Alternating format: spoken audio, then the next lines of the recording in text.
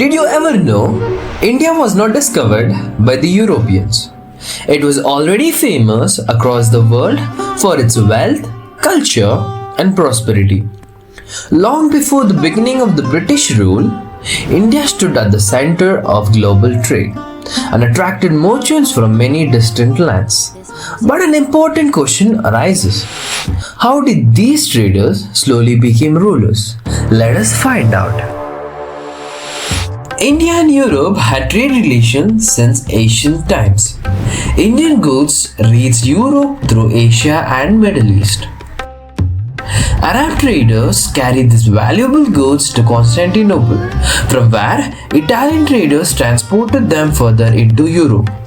Gradually, Constantinople became the center of international trade and was known as the gateway of European trade. Both land routes and sea routes were used to carry goods across continents. Indian spices were in great demand in Europe. Pepper, cinnamon, cardamom, cumin, and ginger were highly valued. These spices were used not only for cooking but also for medicine.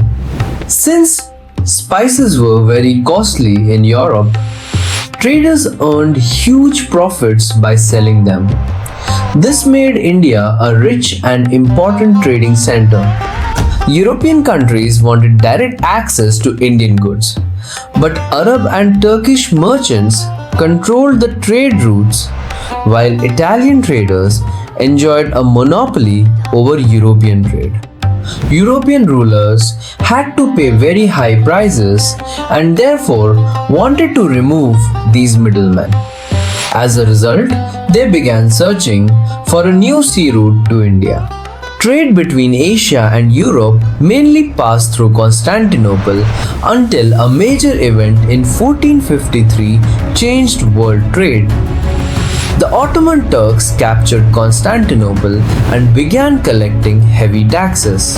Trade became unprofitable for Europeans, and their rulers were badly affected.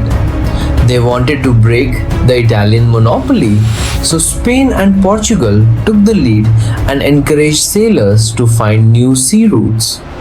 New scientific inventions helped long sea voyages. The compass helped sailors find direction. The astrolabe helped them locate their position at sea. And gunpowder improved ship safety.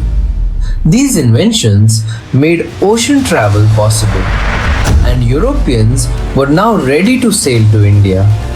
Soon, a Portuguese sailor made history.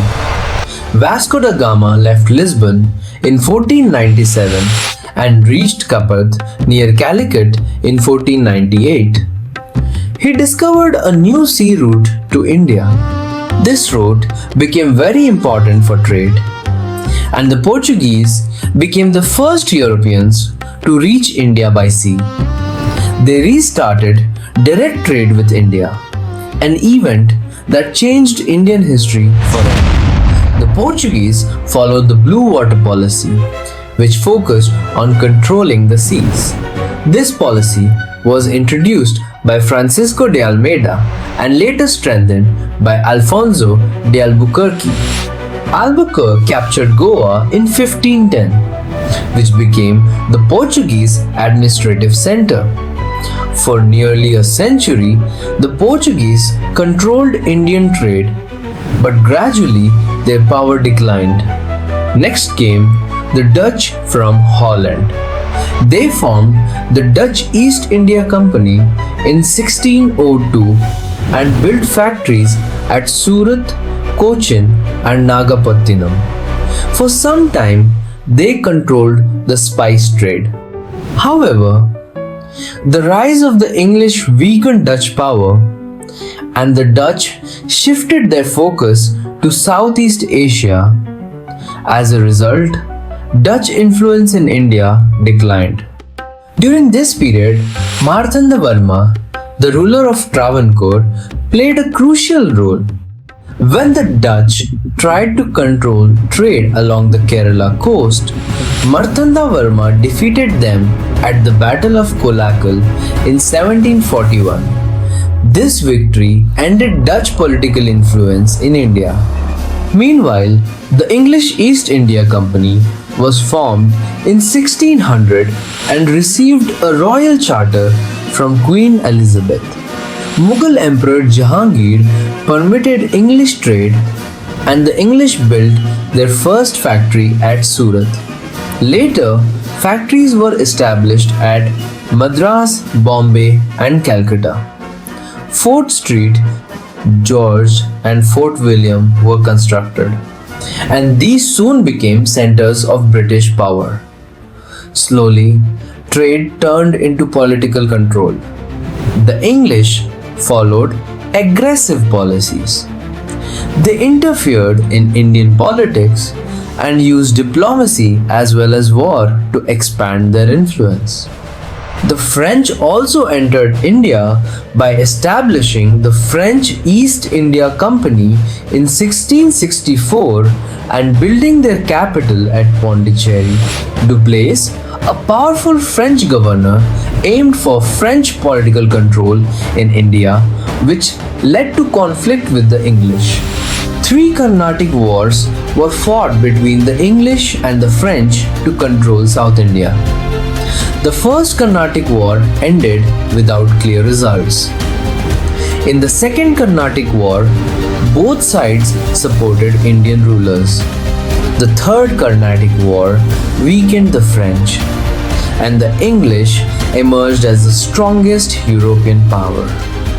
The French lost their political power in India, while the British aimed for complete political control.